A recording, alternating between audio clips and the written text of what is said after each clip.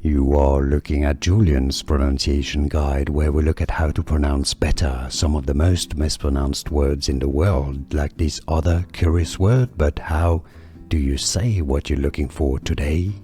Let's learn how to pronounce the name of this Italian white wine grape variety. If you want to learn more wine names, including from Italy, stay tuned.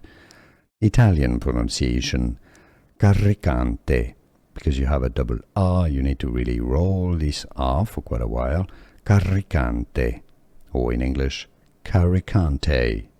Carricante, English pronunciation, or Carricante. Let's learn how to pronounce the name of this Italian white wine grape variety. If you want to learn more wine names, including from Italy, stay tuned. Italian pronunciation, Carricante.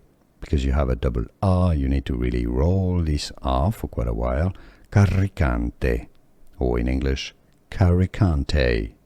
Carricante, English pronunciation, or Carricante.